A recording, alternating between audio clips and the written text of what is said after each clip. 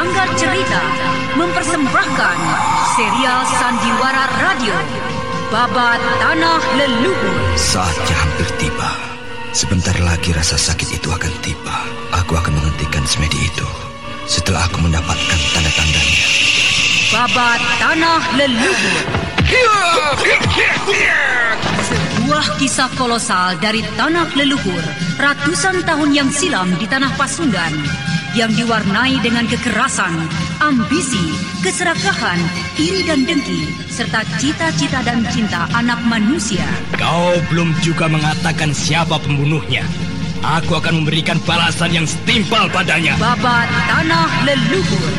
Naskah disusun oleh Tisar Sponsen. Ide cerita Cece Suhyar. Teknik dan montase Yadi Enos. Musik oleh Haris Sabar dengan sutradara Thomas Ake. Babat Tanah Leluhur didukung oleh artis-artis Sanggar Prativi. Chris Urspon sebagai Raden Sakapal Waguna, Mucus sebagai Kilanjo, Herman sebagai Arit Lungka, A.P. Burhan sebagai Surembangan, dan pembawa cerita Neni Sumardi.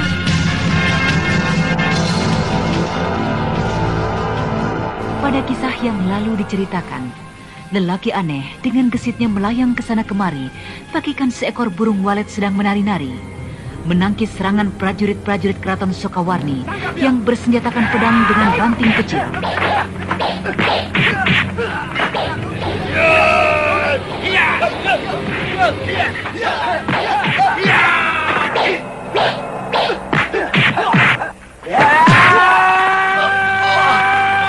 Pedangku terpental. Ayo, maju. Jangan takut. Kenapa kalian tiba-tiba berhenti menyerang? Kenapa? Tuan Pendekar, sebelumnya kita tidak punya permusuhan. Maafkan kalau tadi kami salah sangka. Ternyata Tuan bukan seorang perampok. Kalian orang-orang kerdil, licik, tidak punya pendirian yang tetap. Tadi kalian menuduhku perampok. Sekarang tuduhan itu ditarik kembali. Apa sebenarnya yang kalian kerjakan di sini? Kami sebenarnya sedang mencari perampok. Siapa yang dirampok dan di mana kejadiannya? Semalam, menurut teman saya itu, ada laki-laki yang menanyakan Prabu sana. Setelah dijawab tidak tahu, lalu permisi pergi, lenyap begitu saja. Lantas setelah itu? Kami kehilangan uang, dan istri majikan kami diculiknya pula. Kau pembual. Ceritamu menghasut rakyat saja. Hari ini aku masih mengampuni jiwamu. Nah, sampaikan kepada pemimpinmu, hentikan menarik pajak-pajak itu. Dan jangan angkuh serta sombong. Saya bercerita sebenarnya. Saya tidak berbohong. Kupatahkan batang lehermu. Masih juga kau mau berbohong di hadapanku, ha? Ayo, berlalu dari sini. Cepat, sebelum ku tebas batang leher kalian. Iya. Lelaki aneh itu begitu marah karena prajurit Sokawarni itu mencoba berbohong. Setelah dihardik, barulah pergi meninggalkan pasar Mindi di pesisir Karang Oblong itu. Sedangkan si lelaki aneh duduk kembali di bawah pohon, tidak mempedulikan orang-orang yang memperhatikannya dengan rasa kagum serta hormat. Kita tinggalkan pasar pesisir Karang Oblong. Kini kita menemui Layang Suta yang begitu gusar mendapat laporan dari anak buahnya. Untuk apa kau mengenakan seragam prajurit itu? Memalukan! Jika sampai kulaporkan hal ini kepada Sri Baginda, tentulah kalian semua akan dibebas tugaskan. Memalukan! Prajurit Sokawarni, kumpulan prajurit yang telah berhasil melalui masa pendadaran, berhasil dikalahkan dengan mudah oleh seorang anak muda yang tidak memiliki nama sama sekali. Memalukan sekali. Kalian membuat malu aku, pimpinanmu. Goblok! Mengalahkan satu orang saja tidak bisa. Lelaki aneh itu hebat. Ranting yang dipegangnya bisa keras, sekeras baja. Tenaga dalamnya sangat tinggi, Tuan. Hal ini tidak bisa kubiarkan. Akan kugantung tubuhnya di alun-alun Sokawarni. akan kubuat pelajaran pada siapapun yang berani menumbuk Sokowarni.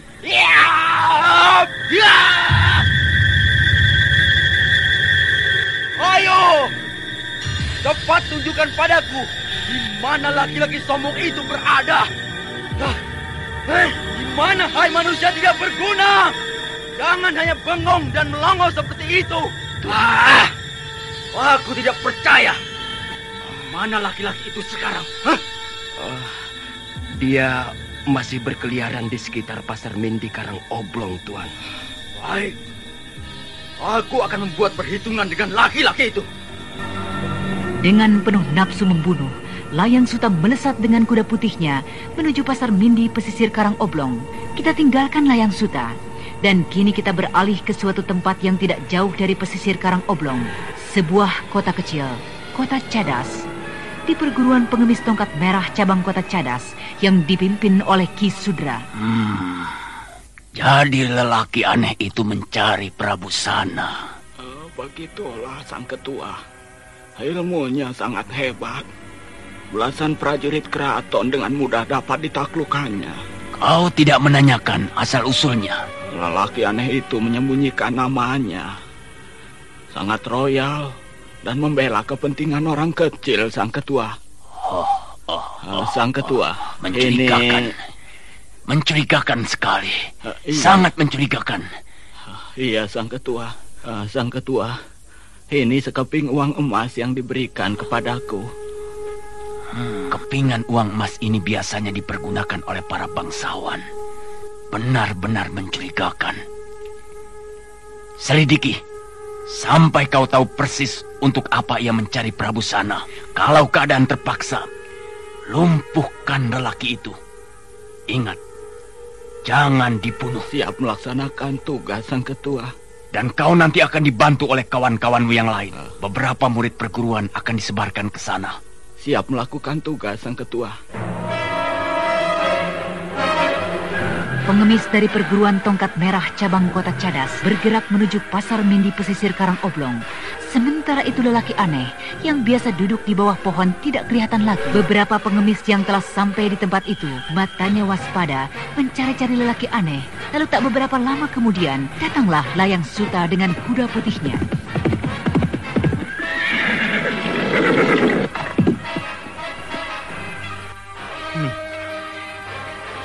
Pasar Mindi ini mencurigakan. Mereka kelihatannya tidak takut lagi melihat kehadiranku. Pasti ada pemberontakan terselubung.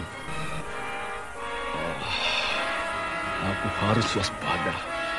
Keadaan yang begini ini mencurigakan sekali. Apa itu? Kurang ajar! Siapa yang tidak memandang mata kepadaku? Hei, kau pengemis! Kemari! Saya, Tuan. Iya! Ada apa Tuan memanggil saya? Tindak tandukmu dari tadi mencurigakan. Tentu, kau orang yang melempar senjata rahasia itu. Senjata rahasia? Tuan ini bermimpi rupanya. Menuduh orang sembarangan. Kau perlu diuji. Kau pura-pura jadi pengemis. Ini, get up! Aduh, dadaku sakit. Kau. Maaf, aku salah pukul. Ini uang sebagai pengganti luka di dadamu. Tidak, uang itu tidak bisa menyembuhkan. Aku sulit bernapas. Dia jatuh pingsan. Aku harus cepat berlalu dari sini. Ayo, kudaku. Cepat kita berlalu dari tempat ini.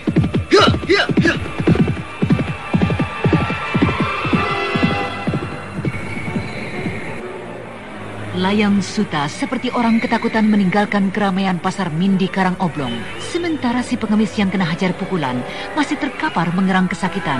Lalu tiada berapa lama serombongan pengemis datang mengangkat temannya yang terkapar itu dan membawa pergi ke markasnya di perguruan Tongkat Merah cabang Kota Cadas. Sementara Layang Suta yang melesat pergi, sesampai di perbatasan kudanya terhalang oleh beberapa pohon besar yang tumbang.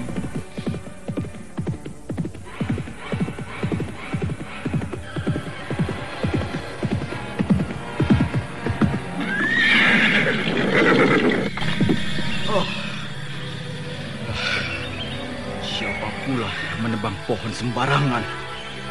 Rebah merintangi jalan. Terpaksa aku harus turun dan menuntun kudaku. Hop! Hiat! Apa ini? Hei! Keluarlah jika jantan. Jangan menyerang secara gelap. Ayo! Tunjukkan kesaktianmu di depanku. Hop! Layang Suta. Hebat juga ilmu meringankan tubuh yang kau miliki. Hingga kau dapat menghindarkan diri dari batu-batu kecil yang kau lemparkan. Siapakah kau? Hah? Kenapa kau menyerangku secara gelap? Karena perbuatanmu yang curang memeras rakyat kecil dengan pungutan pajak di luar ketentuan yang berlaku. Oh, tentu kau laki-laki aneh itu. Pasti, iya. Pasti kaulah yang menyerangku di pasar Mindi itu. Iya. Aku sengaja menyerangmu. Tapi sayang kau salah sangka terhadap pengemis itu. Andai kata kau tidak menghajarnya dan lari kemari, kita adu tanding di sana. Tapi, sebelumnya kita tidak mempunyai permusuhan. Memang, kita tidak punya permusuhan. Tapi aku tidak setuju dengan kekejianmu menarik pajak dan merampas istri orang lain. Oh, ternyata perampok dan penculik perempuan di markasku di pinggiran hutan angker itu adalah kau orangnya. Iya, aku tidak menyangkal. Kau telah melanggar perintah Prabu Ranggabana. Perlu kau ketahui, pajak-pajak itu akan dihadiahkan kepada Indraprasta yang akan memindahkan ibu kotanya ke Galuh. Setauku, Indraprasta tidak mengharapkan upeti dari kerajaan di bawah kekuasaan. Ini namanya mencemarkan Maharaja. Lalu, apa hubungannya denganmu, lelaki aneh? Aku sebagai rakyat biasa ingin melihat keadilan ditegak berdirikan dengan lurus, bukan membuat rakyat cemas dan ketakutan dengan pajak-pajak itu. Jangan berkhotbah seperti biksu. Tentu kau salah seorang pemberontak yang ingin mengacaukan roda pemerintahan Prabu Ranggabanu dan Maharaja Indraprasta. Terserah dengan tuduhanmu. Yang jelas, aku akan menghukummu karena perbuatanmu yang jahat dan sombong itu. Kau berlagak pahlawan. Jaga seranganku.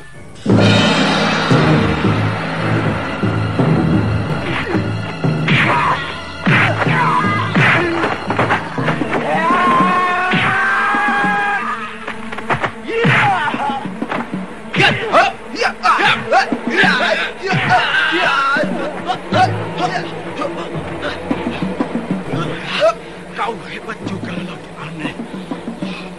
Tapi dengan jurus tapak geni, kau akan binasa. Ya, Ku tahan seranganmu.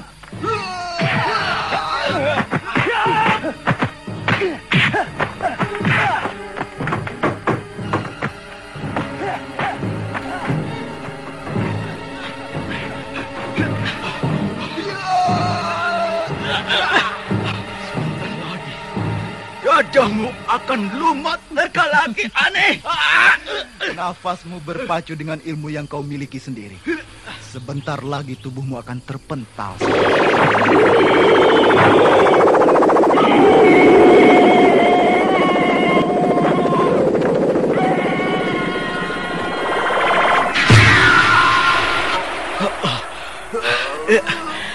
Kenapa tubuhmu tiba-tiba terseret ke depan?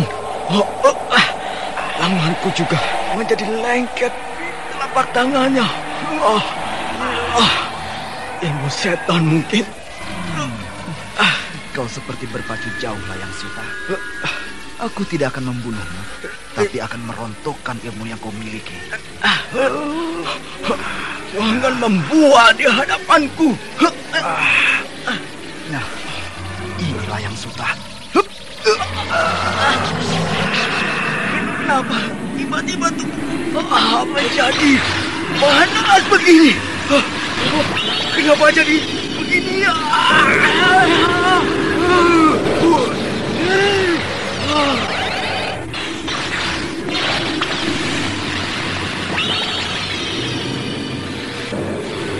Layang Suta, terpaksa aku merontokkan ilmu-ilmu yang kau miliki untuk mencegah kejahatan yang selalu kau lakukan.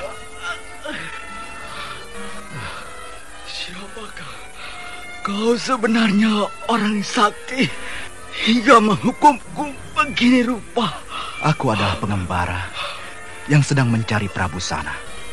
Nah, kalau kau bisa menunjukkan tempatnya, ilmu yang kau miliki akan kupulihkan kembali ke dalam tubuhmu.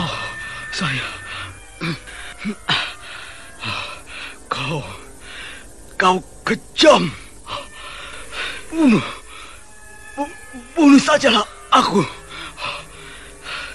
Tidak ada artinya lagi aku hidup dalam keadaan seperti ini. Bunuhlah aku. Hukuman ini sudah sepantasnya kau terima, Layang Suta. Robahlah semua sikapmu, dan Dewata Agung kelak tentu akan mengampunimu. Tidak. Iya. Aku sudah tidak mempunyai lagi keinginan untuk terus hidup dalam keadaan begini. Bunuhlah aku.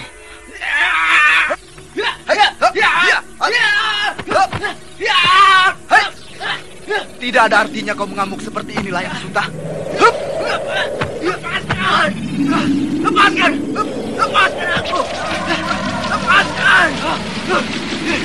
Kau kejam! Bunuhlah aku!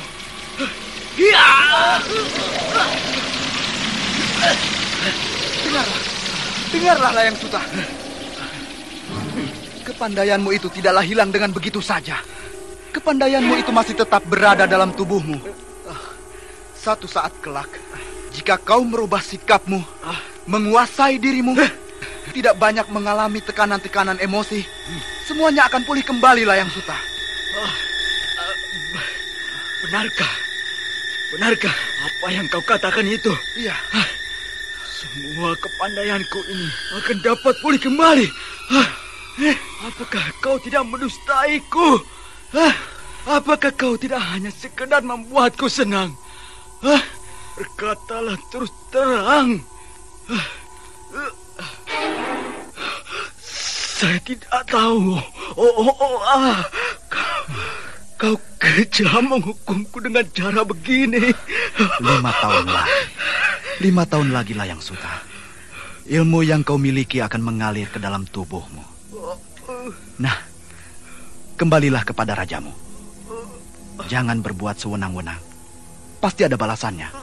Nah, selamat tinggal, sobat. Hup!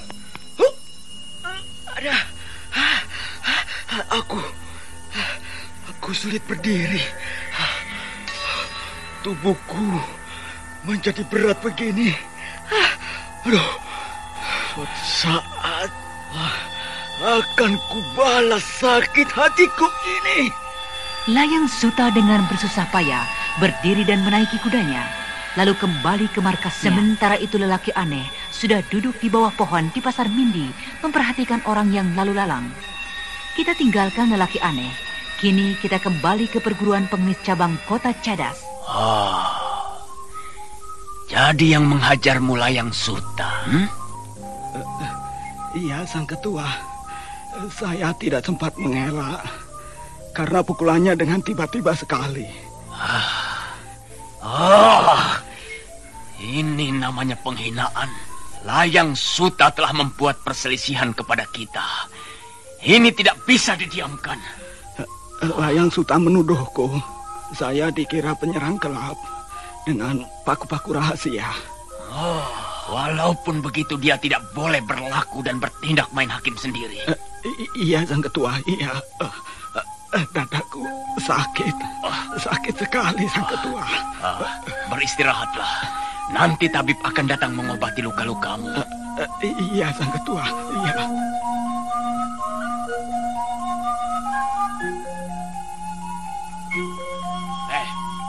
Calang, Saya ketua. pergilah ke Pasar Minggu bersama beberapa orang teman untuk menyelidiki keadaan di sana. Carilah yang sudah hidup atau sebarkan kepada seluruh pengemis untuk menyatakan perang kepada prajurit-prajurit Keraton Sukawarni. Siap melaksanakan perintah sang ketua.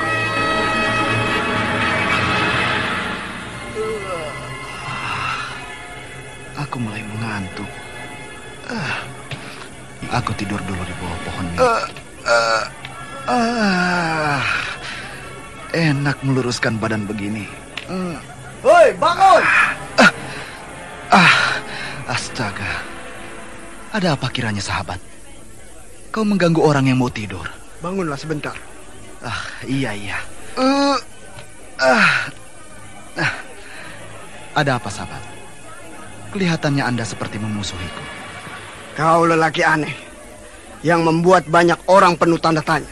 Harap kau sudi mengikutiku ke pesisir sebelah sana, dekat kuil itu. Permintaanmu aneh sekali. Kenapa kita tidak bisa bicara di sini? Ini menyangkut Prabu Sana yang kau tanyakan itu. Prabu Sana? Iya. Ayo, ikuti aku. Di sana jawabannya. Baiklah.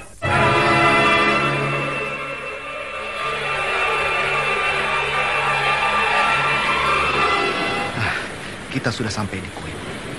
Nah, di mana Prabu Sana itu berada? Sebentar lagi juga datang.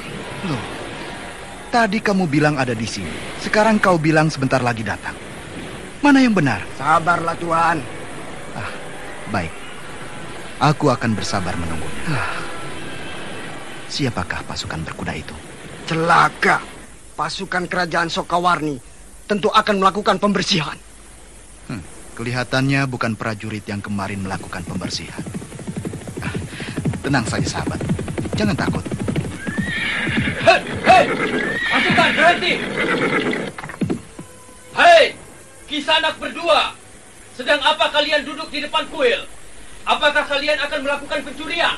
Turunlah dulu, hai prajurit gagah. Kiranya kurang santun menanya orang dari atas punggung kuda.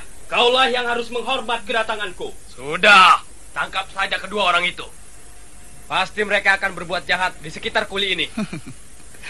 Galak juga rupanya kau. Mana surat perintah dari raja untuk melakukan penangkapan? Aku adalah prajurit perang, bertugas tanpa surat perintah. Kalian berdua mau cari gara-gara? Aku berdua tidak membuat keonaran.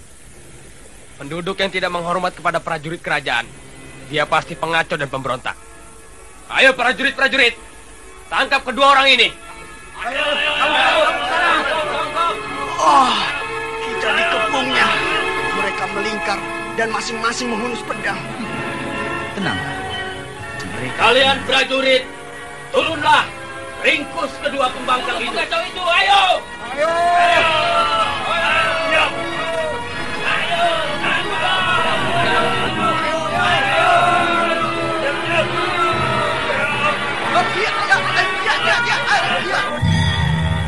Tangkap dia!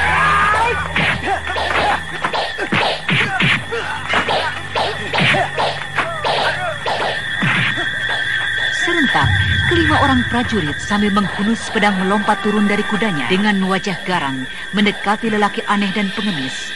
Begitu mereka mau menangkap, tiba-tiba tubuh kelima orang prajurit itu terpental. Melihat kejadian itu, prajurit-prajurit yang lain mulai menyerang bersama-sama. Kalian prajurit, turunlah. Ringkus kedua pembangkang itu. Bunuh pengacau itu, ayo! Ayo! Siap!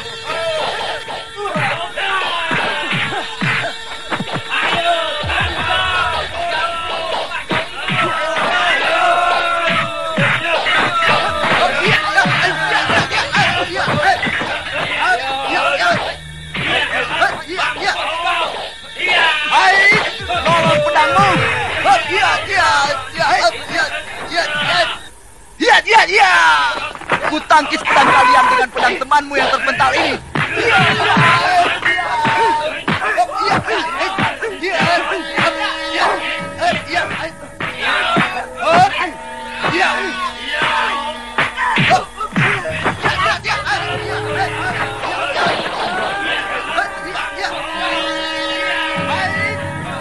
Pertempuran antara dua orang melawan kira-kira 20 orang prajurit, gitu serunya. Sabetan-sabetan pedang prajurit ditangkisnya dengan berjumpalitan. Sang pengemis kewalahan lalu mengeluarkan jurus tongkatnya, sedangkan si lelaki aneh mengambil pedang prajurit yang terpental. Iya, iya, iya. Ku tangkis pedang kalian dengan pedang temanmu yang terpental ini. Iya, iya.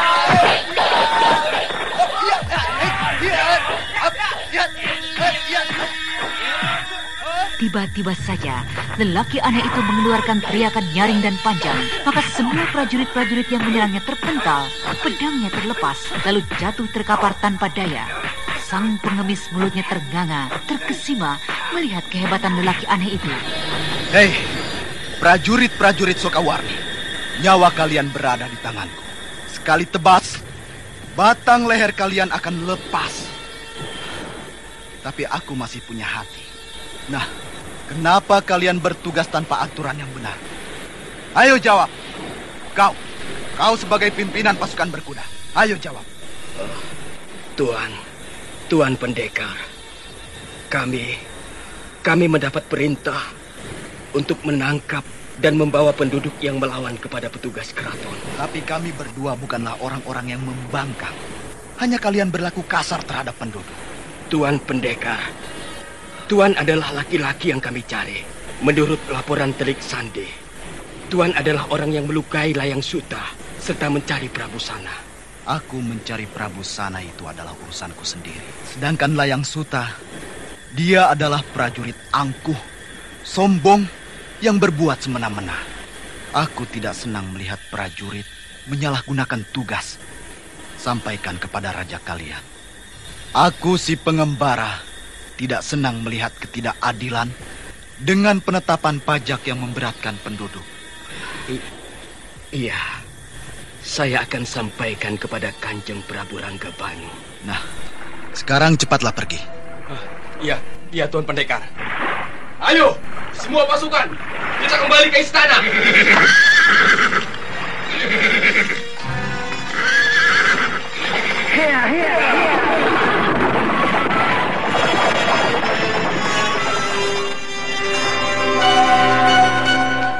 Segera saja para prajurit itu memacu kuda mereka.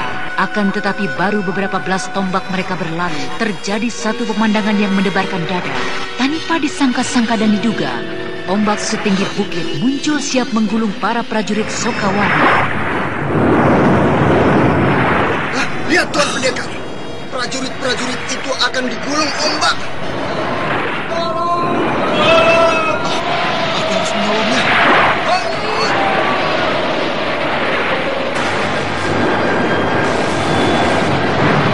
Tanpa pikir panjang lagi, lelaki aneh itu melesat bagaikan anak panah ke tempat prajurit-prajurit keraton Sokawarni yang dimakan ombak setinggi gunung itu. Teriakan-teriakan ketakutan, tubuh-tubuh yang terlempar terhempas bagaikan sekeping papan terseret ke tengah laut. Sementara lelaki aneh itu berlari di atas air lalu menahan ombak lautan yang membawa korban.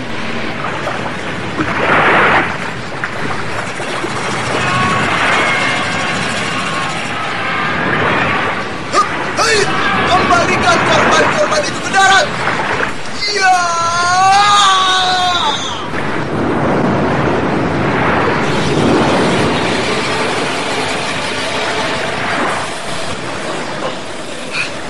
Astaga, ombak yang setinggi gunung itu ditahannya dan menghempaskan kembali korban-korbannya ke daratan. Pendekar aneh yang sakti.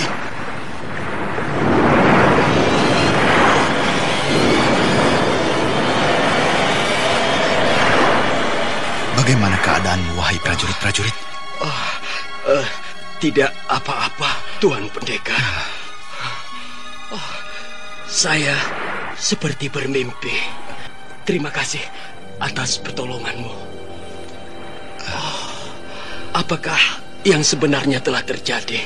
Prajurit, itu semua adalah karena kesalahan temanmu yang tadi membokongku. Penguasa Laut Kidul ini tidak senang melihat kejahatan dan kecurangan-kecurangan. Kanjeng Dewi Murka. Iya.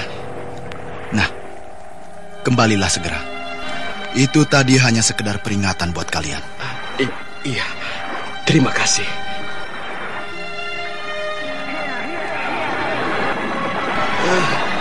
Tuan begitu sakti. Siapakah sebenarnya Tuan ini? Saya yang rendah adalah dari golongan pengemis tongkat merah. Pengakuan yang jujur. Lalu, di mana Prabu Sana? Mari kita ke balik kuil ini, Tuan Pendekar. Jangan coba-coba menipuku. Kalau saya menipu pun, Tuan akan dapat dengan mudah membinasakan saya. Mari, Tuan Pendekar. Baiklah.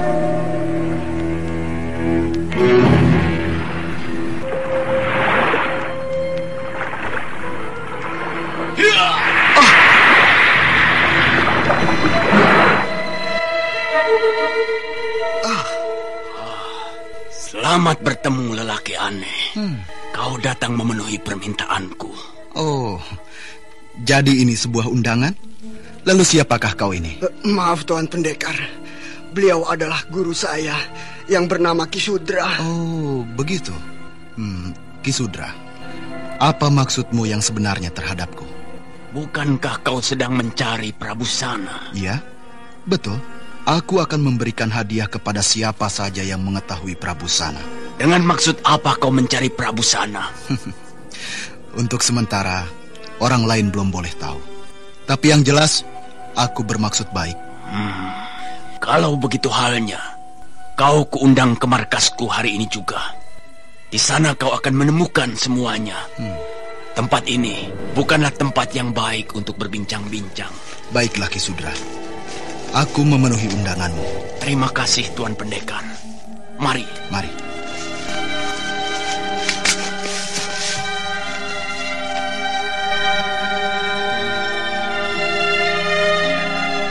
Tuan Pendekar. Ya. Kiranya aku perlu menguji kehebatanmu. Walaupun tadi siang aku telah menyaksikan kesaktian yang kau miliki, membendung gelombang samudera. Aku ingin berlatih beberapa jurus saja. Untuk apa, Kisudra? Bukankah persahabatan harus dilalui dengan saling asih dan asuh? Ya, memang begitu.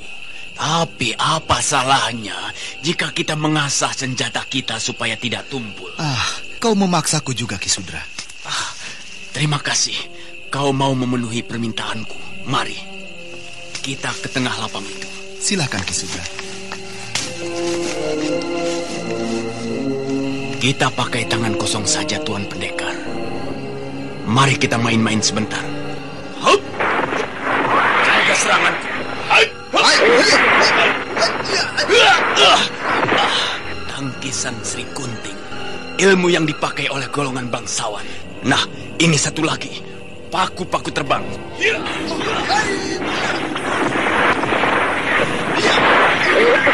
Kembalikan kepadamu, Kisudra.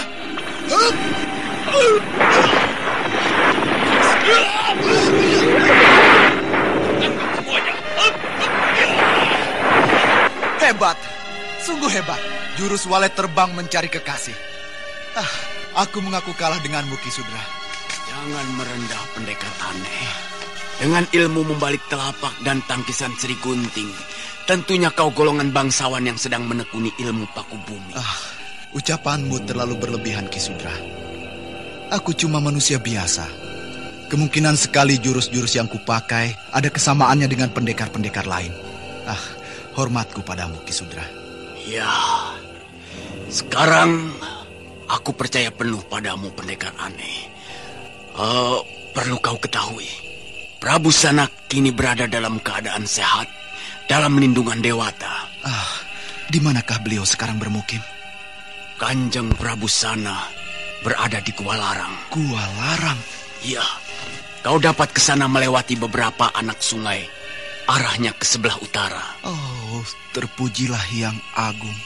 Beliau masih selamat. Kisudra, aku telah berjanji kepada siapa saja yang memberikan petunjuk, akan kuberikan hadiah. Nah, terimalah. Ini hadiah dariku. Maaf, Tuan Pendekar. Aku tidak dapat menerimanya. Apa yang kuberikan adalah tanpa pamrih. Tapi ini adalah sebuah tanda persahabatan, Kisudra. Bukan imbalan. Benda yang kuberikan padamu, suatu saat pasti ada gunanya. Nah, terimalah. Baiklah, aku tidak akan menolaknya. Terima kasih, Tuan Pendekar. Akhirnya, pendekar aneh itu mendapatkan apa yang dicarinya selama ini. Lalu malam itu, atas permintaan Ki Sudra, pendekar aneh disuruhnya bermalam sambil berbincang bertukar pikiran. Dan ketika pagi menjelang, pendekar aneh itu berangkat menuju Gua Larang. Kau pakailah kuda ini. Dengan demikian, perjalananmu akan menjadi semakin cepat sampai. Terima kasih, Ki Sudra. Terima kasih banyak atas semua kebaikanmu ini. Tapi maaf, aku tidak bisa menerimanya. Aku lebih suka melakukan perjalanan dengan berjalan kaki. Bukankah Gua Larang sangat jauh dari sini letaknya? Pakailah saja kuda ini. Iya, Gua Larang memang jauh, tapi biarlah aku berjalan kaki saja. Pergunakan saja kuda ini untuk keperluan kelompokmu, Ki Sudra. Saya permisi. Iya. Berhati-hatilah anak muda. Semoga kau selamat dan berhasil menemukan orang yang kau cari.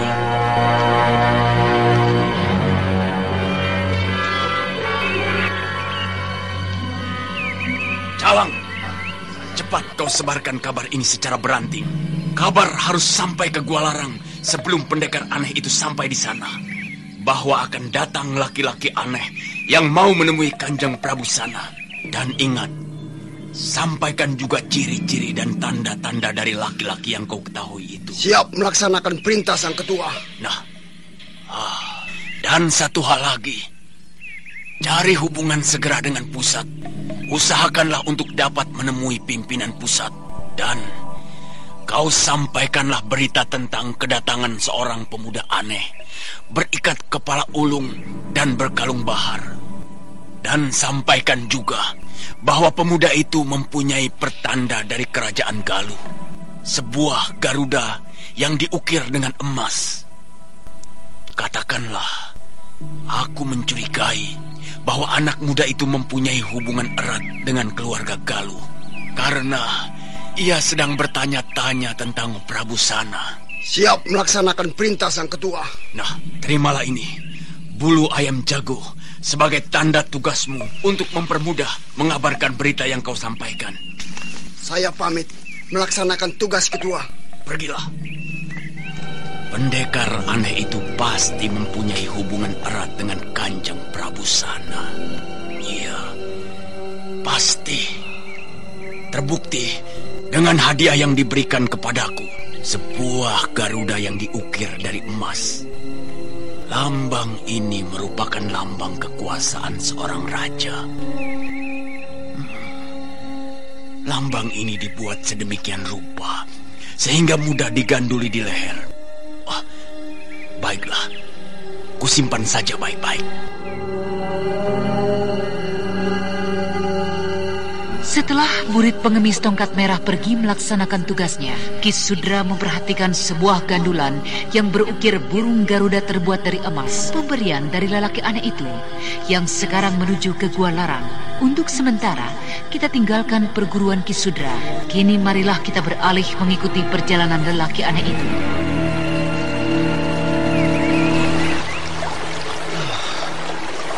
Lelah juga berjalan setengah harian. Panas matahari yang menyengat membuat keringatku bercucuran. Untung di sana ada sebuah pohon besar. Aku berteduh saja di bawah pohon itu.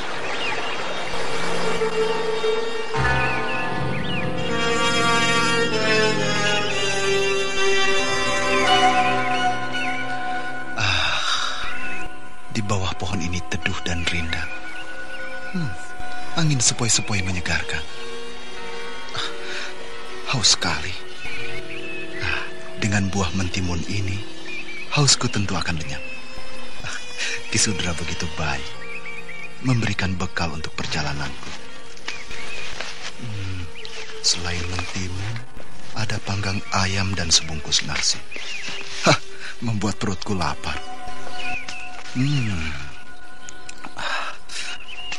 Panggang ayam ini lezat sekali.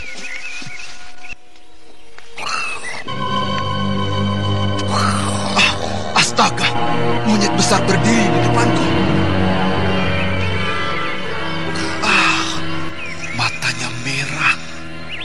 memandangku. Oh, aneh sekali. Aku tidak mendengar gerakannya. Tahu-tahu sudah berdiri di depanku. Oh, dia menyerangku. Hai! Ya! Ya!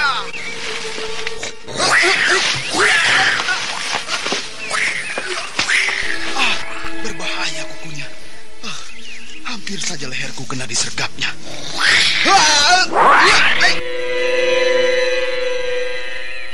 Terpaksa aku melompat ke atas pohon itu.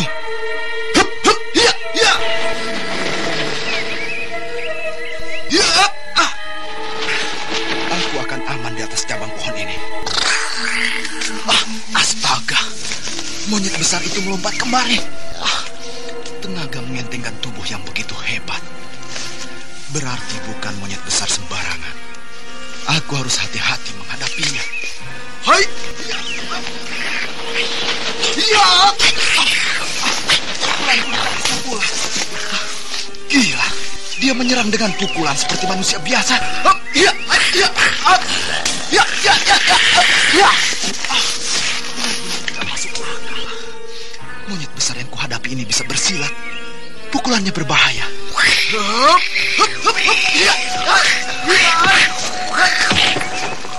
Hai monyet besar, kenapa kau menyerangku dengan tiba-tiba?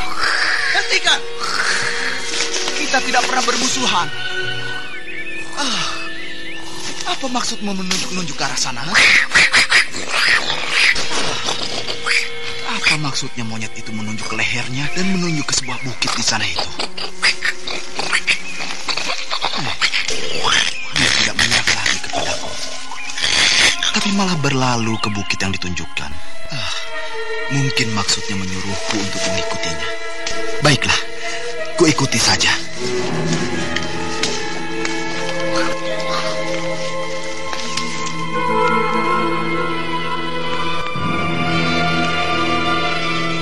Monyet besar yang tiba-tiba menyerang lelaki aneh itu kini menghentikan serangannya, malah menunjuk-nunjuk ke lehernya dan ke arah bukit di depannya dan berlalu sambil menggeram ke arah bukit. Sang lelaki aneh mengikutinya dengan waspada.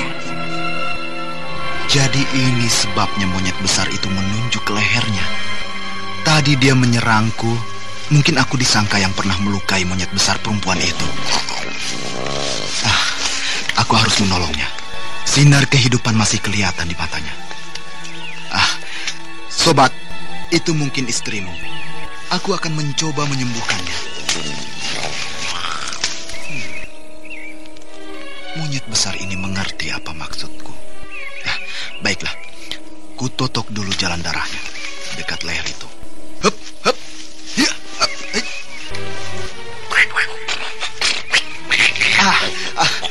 sahabat, jangan takut. Aku akan menolong mengobati, mengeluarkan belatung-belatung itu dari lehernya. Pisau ini untuk membersihkan kotoran yang melekat. Untungnya monyet besar itu mengerti bahasa isyaratku. Dia menjauh. Aku mulai saja mengeluarkan belatung-belatung ini dari lehernya. Belatung-belatung ini dari luka yang membusuk. Astaga. Pantas. Di dalamnya ada mata anak panah tertinggal. Rupanya ketika panah menancap, mau dicabut, batangnya patah. Untung aku segera kemari. Terlambat sedikit jiwanya diancam kematian. Daya tahan monyet besar ini kuat sekali. Mungkin luka ini sudah lebih dari seminggu. Kalau manusia, pasti tidak mampu bertahan lama. Apalagi anak panah ini kelihatan beracun.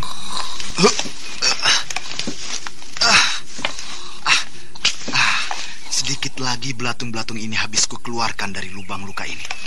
Dan mata anak panah ini ujungnya seperti kail. Aku harus hati-hati mencabutnya. Berhasil aku keluarkan. Gila. Alat pembunuh ini kelihatannya bukan dari Galuh atau Pasundan. Mungkin pemburu asing yang melakukannya. Sekarang aku tinggal membersihkan luka-luka ini.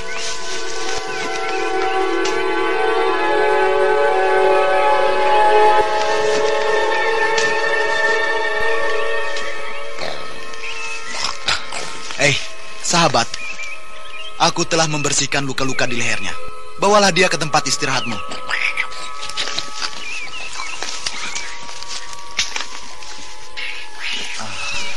Dia pasti istrinya. Dia mendukungnya hati-hati ke arah barat. Dan aku disuruhnya mengikuti dengan isyarat anggukan-anggukan kepalanya. Aku ikuti saja kemauan monyet besar itu. Di balik bukit ini ada jurang. Monyet besar itu turun ke bawah jurang sambil menggendong istrinya. Hebat ilmu meringankan tubuhnya. Seperti membawa benda ringan saja. Aku ikuti jejaknya dengan bantuan oyot-oyot pohon itu. Hup!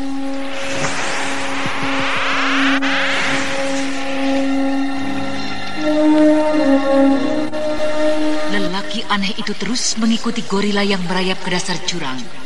Sesampai di dasar jurang, pemandangan begitu indah.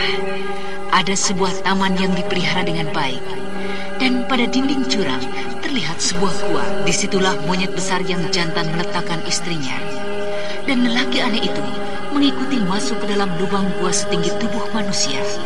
Bertambah takjub, dinding gua banyak terukir lukisan-lukisan orang bermain silat. Betul-betul seperti dalam mimpi tempat ini. Lukisan-lukisan itu ditulis dengan huruf Palawa dan bahasa Sanskerta. Benar-benar tidak masuk akal. Tempat ini terang seperti di atas jurang. Semakin masuk ke dalam, semakin terang. Semakin banyak tulisan dan gambar di dinding gua. Mungkin monyet besar itu berlatih silat melihat petunjuk dari gambar-gambar ini. Atau memang ada gurunya. Tetesan air yang jatuh membentuk sungai kecil. Pasti tempat ini telah dijamah manusia. Lalu siapakah yang pernah masuk kemari bersama sepasang monyet besar itu? Aku harus mencari jawabnya. Karena di tanah Jawa tidak mungkin ada monyet sebesar ini. Pasti dibawa dari negeri seberang. Kalau melihat huruf Palawa dan bahasa Sanskerta di dinding gua, monyet besar itu pastilah berasal dari India atau dari Tibet.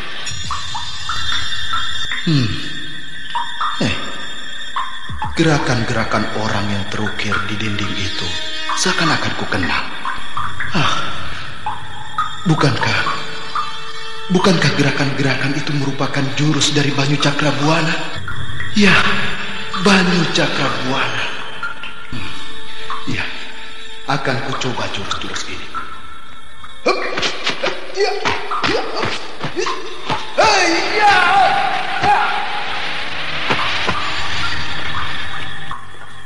Ya, pastilah ini jurus dari Banyu Cakrabuana. Jurus ini mengalir dengan begitu saja saat ku gerakan bersama-sama dengan inti dari kekuatan Banyu Cakrabuanaku.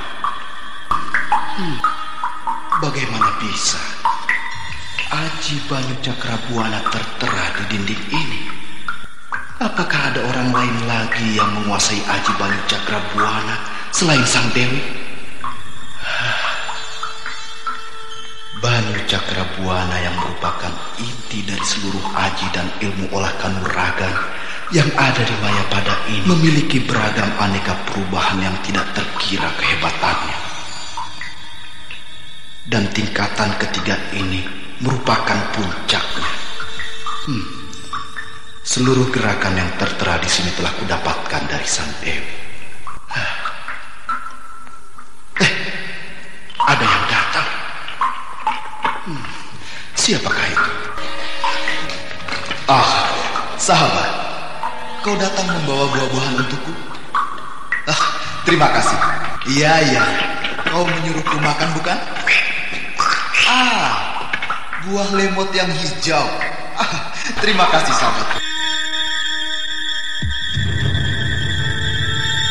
Buah lemot yang berwarna hijau itu lalu dimakannya. Gorila jantan kelihatan gembira karena istrinya gorila perempuan pelan-pelan mulai membuka matanya tanpa mengeluh sedikit pun. Kita tinggalkan sejenak lelaki aneh dan gorila yang ditolongnya itu. Dan kini kita beralih ke sebuah tempat di sebuah pulau Majeti.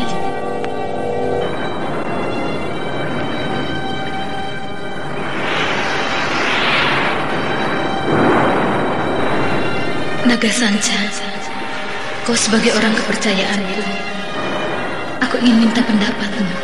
Hamba Kanjeng Ratu.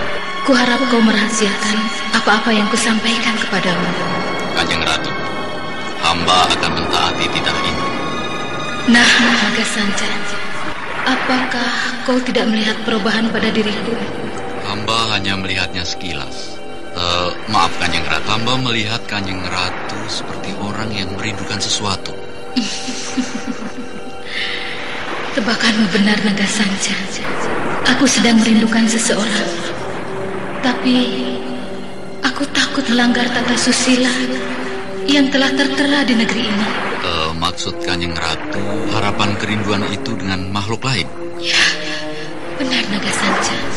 Aku merindukan laki-laki dari alam manusia. Bagaimanakah menurut pendapatmu?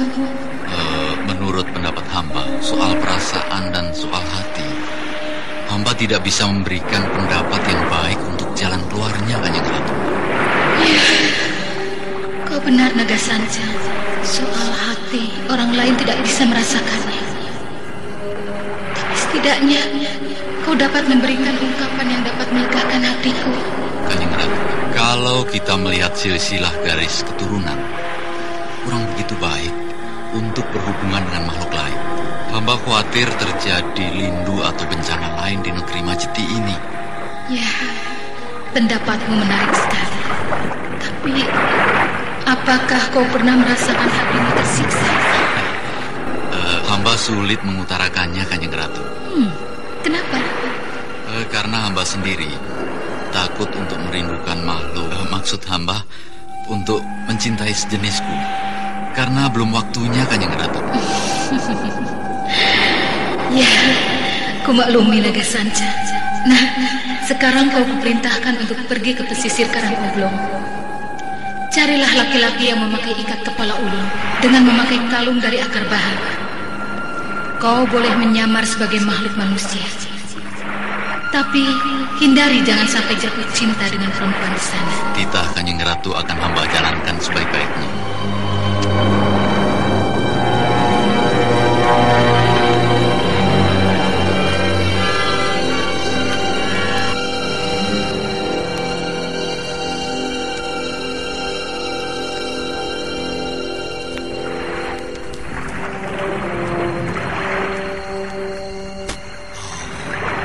Sekarang aku udah sampai di pesisir Karangoblong. Sebaiknya aku alih rupa menjadi nelayan supaya tidak mencurigakan. Atas nama Hyang Agung, rubahlah wujud naga menjadi manusia.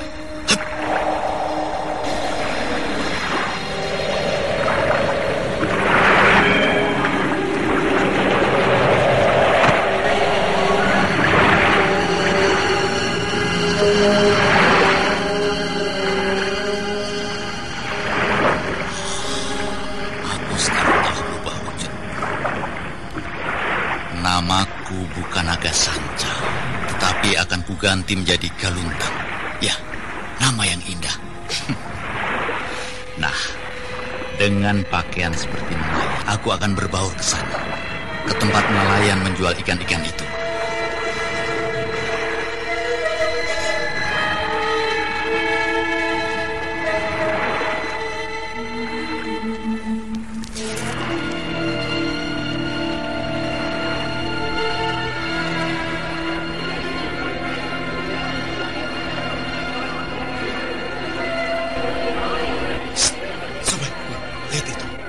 Ada orang baru.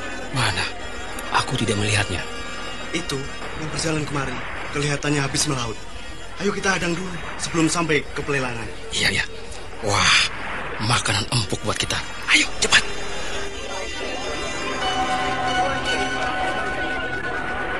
Berhentilah dulu, sobat. Jangan keburu-buru. Oh, iya. Kiranya ada apa?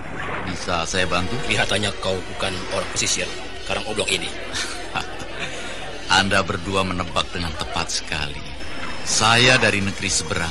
Kemari hendak mencari seseorang. Mencari orang? Iya. Tapi kau kelihatannya habis melaut. Tentu tangkapan ikanmu banyak. Jangan berbohong. Tidak baik. Memang saya habis melaut, sambil membawa ikan dan mencari seseorang. Kalau kau berdua tahu orang yang saya cari, ikan-ikan tangkapanku ini kuserahkan padamu. Siapakah gerangan yang kau cari, sobat? Saya sedang mencari laki-laki yang memakai ikat kepala ulung dengan kalung bahar di lehernya. Siapakah nama laki-laki itu? Inilah yang saya tidak tahu. Saya mendapat perintah dari majikan saya untuk mencari orang itu. Tentu majikanmu itu orang kaya, bukan? Aku harus berbohong kepada dua orang ini supaya penyamaranku sempurna. Iya, majikan saya saudagar emas yang berkeliling ke pulau-pulau lain. Bagus sekali. Nah sobat, mari ku antarkan kau ke tepi hutan sebelah sana. Kau akan menemukan orang yang kau cari itu. Di hutan sebelah barat itu? Ya, saya sering melihatnya. Mari kita ke sana. Ayolah.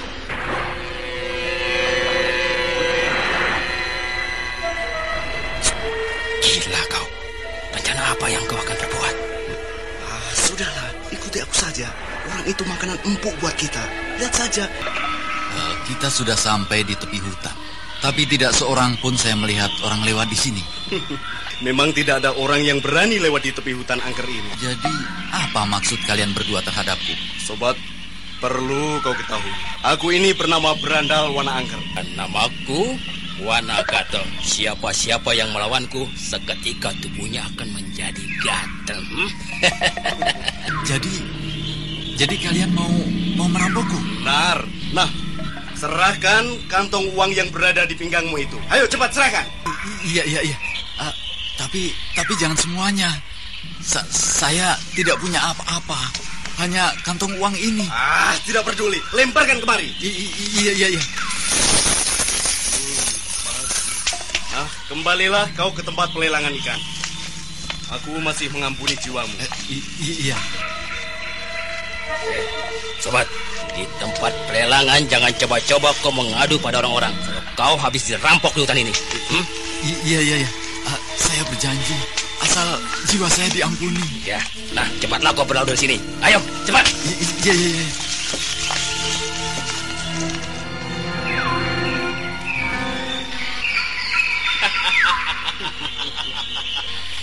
Rencanamu bagus sekali. Sekali gertak, kau mendapatkan sekantung uang. Percuma dong julukan Berandal Wana Angker kalau tidak bisa mencari mangsa yang tebal duitnya. Ayo sekarang kita bagi dua hasil rampokan ini. Ya, sebaiknya begitu. Aku begitu rindu tuak istimewa dan ayam kalkun yang dipanggang. Uang emas semua. 1, 2, 3, 4, 10, 20. Ada 50 kepingan uang emas. Kita kaya mendadak, Wana Angker. Nah, ini kau 25 dan aku 25. Adil kan? Iya. Kita kaya mendadak. Setahun aku akan berhenti menjadi berandal. Aku mau kawin lagi dengan gadis cantik. Iya. Aku mau kawin sekaligus 2 gadis. Dan pesta perkawinan dengan hiburan wayang golek serta kelindingan. Kita berjoget. Iya. Wan Angker, lihat. Ular kuning banyak sekali. Emas itu berubah jadi ular. Berbahaya. Ayo mengincar. Ular berbisa.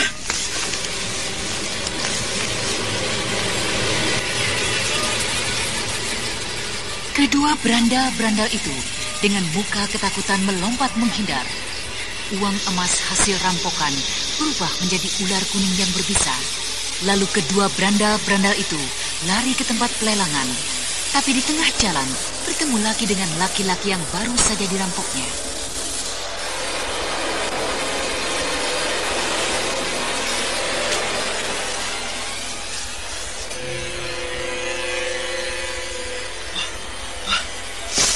Lihat itu, orang yang tadi kita rampok lagi berjalan. Iya. Ayo kita tanyakan, jangan-jangan dia ahli sulap atau ahli sihir. Ya. Woi, berhenti. Ada apa? Kau telah menipuku. Kau ahli sulap, bukan uang yang kuterima, tapi ular-ular berbisa.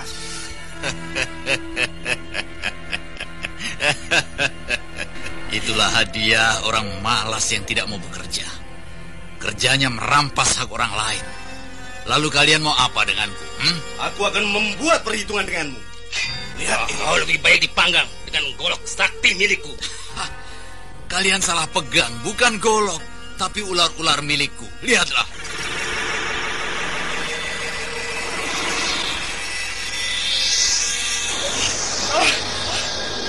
Berubah jadi ular. Jadi ular. Aku juga. Tolong!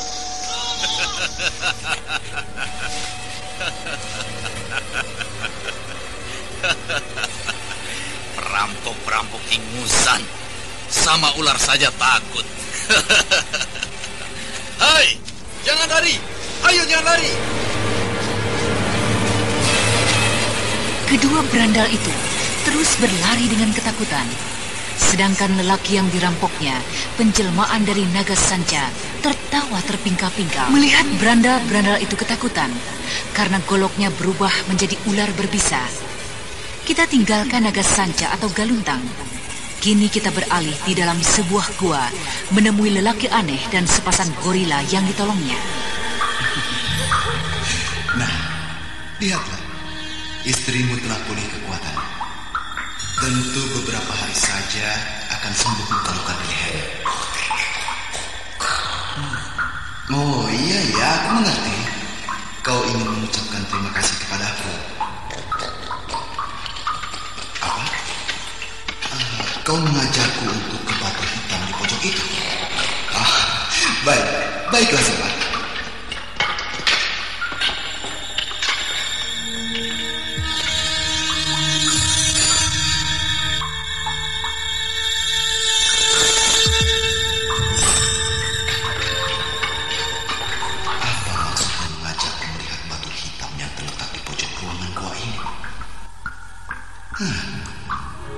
Monyet besar itu menggali tanah di dekat batu hitam.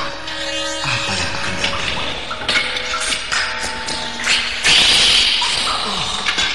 Sebuah kotak kecil diambil.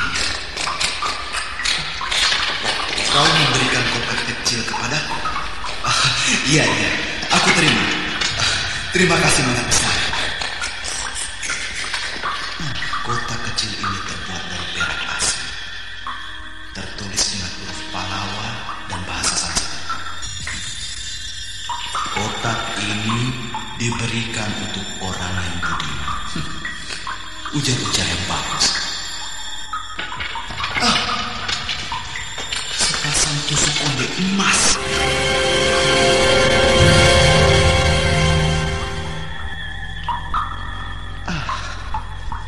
Tusuk konde ini kenapa bisa berada di dasar jurang? Tentu mempunyai hubungan dengan sang dewi. Aneh. Betul-betul aneh. Tapi untuk membuka semua rahasia ini, aku harus berjumpa dulu dengan sang dewi. Kau menyuruhku untuk menyimpan benda ini? Baiklah sahabat, benda ini akan kusimpan baik-baik. Nah, karena aku telah selesai mengobati istrimu, aku pamit untuk meneruskan perjalanan. Iya, aku mengerti. Tentu aku akan kembali lagi kemari, sahabatku.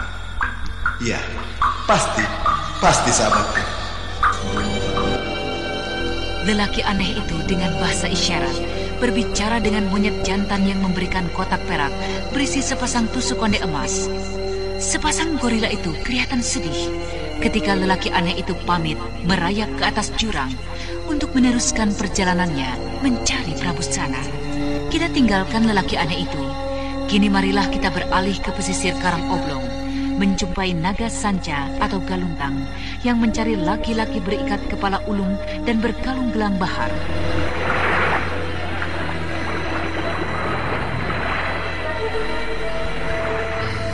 Menurut Kanjeng Ratu, pemuda yang aku cari sering kemari. Tapi beberapa hari aku duduk di bawah pohon ini tidak melihat orang yang kucari itu. Kutanyakan pengemis itu. Biasanya pengemis sering keliling jauh. Mungkin pernah melihatnya.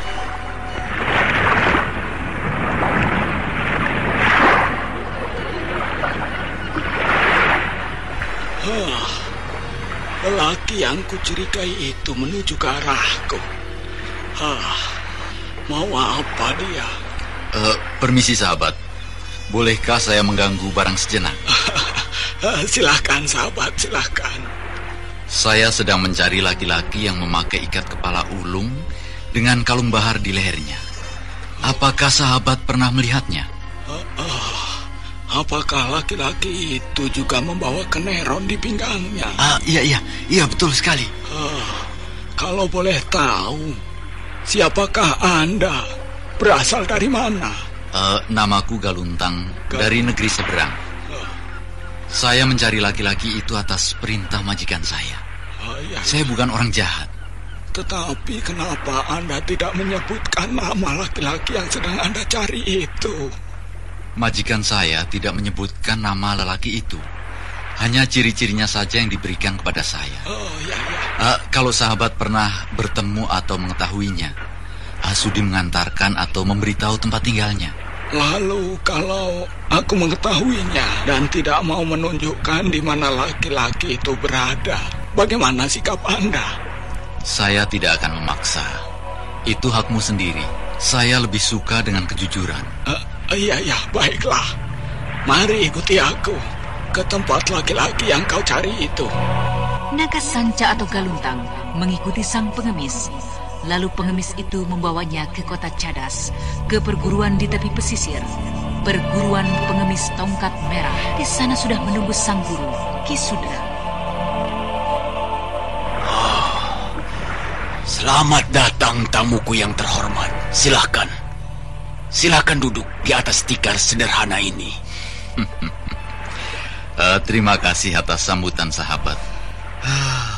Kiranya di kolong langit ini masih banyak orang yang budiman. Pujian Anda membuat aku malu. Kiranya Anda pernah mendapat kesulitan dalam perjalanan. Iya betul. Tapi itu hanya berandal-berandal kecil. Siapakah berandal-berandal itu? Mereka menyebut dirinya Wana Angker dan Wana Gatal. Masih belum kapok juga dua pegundal-pegundal itu. Sudah sahabat, jangan pikirkan. Mereka mungkin sudah kapok akan perbuatannya. Yang penting, maksudku kemari atas ajakan sahabatmu itu. Iya, aku mengerti. Kisanak, namaku Sudra. Aku sebagai pimpinan pengemis tongkat merah cabang kota Cadas ini. Pertanyaanmu kepada muridku tadi membuat kecurigaanku timbul. Jadi kau telah mengetahui apa dan maksud tujuanku? Begitu cepat kabar itu sampai kepadamu, sahabat. Ya, muridku banyak tersebar di seluruh pesisir Karang Oblong. Ketika kau tadi mau menuju kemari, aku telah mengetahuinya lebih dulu karena murid-muridku membawa berita secara beranting. Begitu hebat perguruan ini. Maaf, aku yang muda kurang hormat kepadamu, Ki Sudra. Namaku Galuntang dari negeri seberang. Nama yang bagus. Tentu juga ilmu silatmu hebat. Tentu juga di balik tubuhmu kau banyak menyimpan kesaktianmu. Tidak sama sekali, Ki Sudra. Saya tidak mempunyai ilmu apa-apa. Galuntang, sebelum kau mengetahui laki-laki yang kau cari, marilah, temani aku bermain-main sebentar, bertukar pandang ilmu kesaktian. Bukankah kesaktian itu harus kita simpan? Bukan untuk saling pamer, Ki Sudra. Bukan pamer yang kumaksudkan, Kisana, tapi saling asah untuk mempererat tali persahabatan. Kukira tentu kau tidak keberatan, bukan? Kalau kutolak permintaannya, berarti aku tidak hormat kepadanya. Kuikuti saja kemauannya. Baiklah, Ki Sudra. Marilah, kita ke pekarangan di sana itu, Galuntang. Saya, Ki Sudra.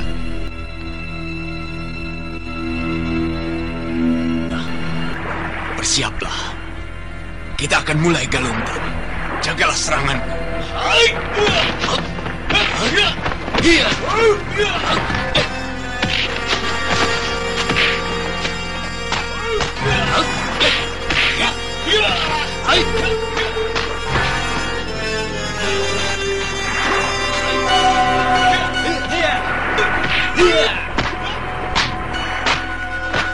Lalu dengan serunya, Galuntang atau naga sanca adu tanding kesaktian dengan Ki Sudra. Pukulan demi pukulan mewarnai ketangkasan masing-masing. Beberapa jurus telah dilaluinya. Kini dari tangan kosong beralih menggunakan pedang.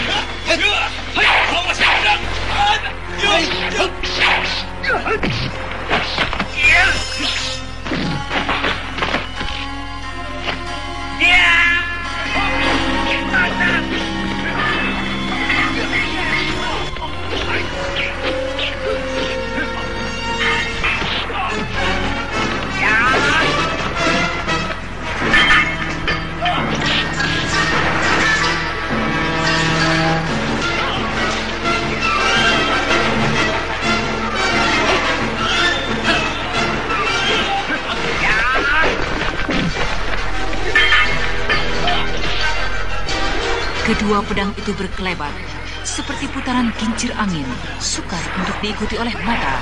Dua-duanya sama-sama tangguh. Lalu pada jurus ke-10, Galuntang menghentikan permainannya.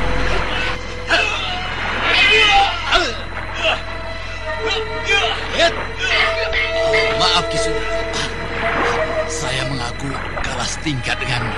Tidak, Galuntang. Kau hebat.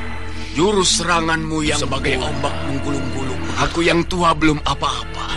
Karena jurus hebat itu hanya dimiliki orang-orang tertentu, termasuk lelaki yang kau cari itu. Terima kasih atas pujianmu, Ki Sudra. Aku percaya kepadamu, Galuntang. Pasti kau mempunyai garis persaudaraan dengan lelaki yang kau cari. Nah, berangkatlah kau ke arah utara. Karena ke arah sanalah laki-laki yang kau cari itu pergi.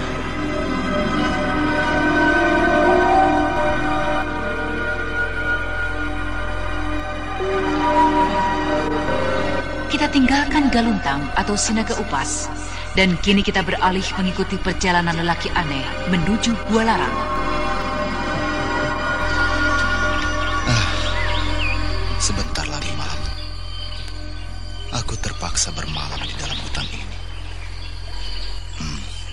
Tapi sebaiknya sebelum menerobos ke dalam hutan, aku mandi dulu di anak sungai itu. Kelihatannya air itu begitu jernih. Tentu segar bersiram di sana.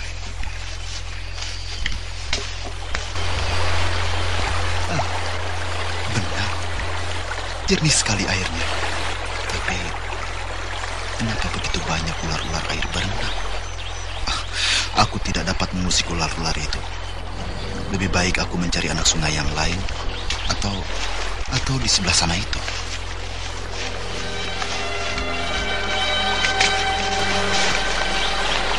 Iya, di sebelah sini. Airnya juga jernih. Tidak ada binatang air. Aku dapat dengan leluasa mandi. Nah, kotak perak ini kuletakkan saja di atas tumpukan pakaianku. Aku cuci muka dulu. Oh, segar dan nyaman.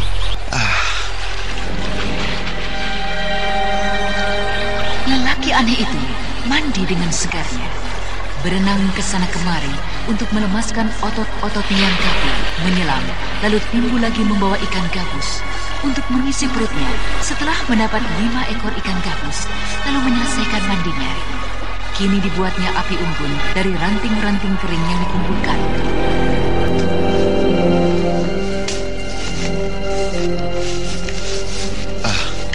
Cukup kayu ini untuk memanggang ikan-ikan itu.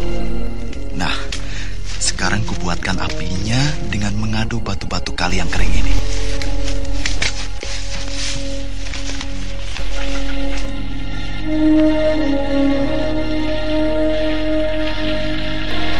Setelah kayu-kayu ranting itu terbakar, ikan gabus itu pun dipanggangnya. Malam pun datang menjelang senja. Lelaki aneh itu kini duduk bersandar di bawah pohon, lalu memandang kotak perak yang berisi sepasang konde emas dengan sinar rembulan dan kilasan api. Kotak ini membuatku cemas. Apakah Sang Dewi mempunyai banyak kekasih? tusuk konde emas ini lambang isyarat tanda kasih, sama dengan yang dimiliki sang dewi.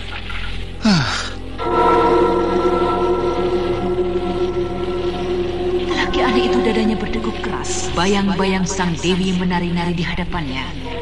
Lamunannya terus menerawang ketika berada di dasar lautan bersama sang dewi, Ratu Pulau Majeti di Laut Selatan.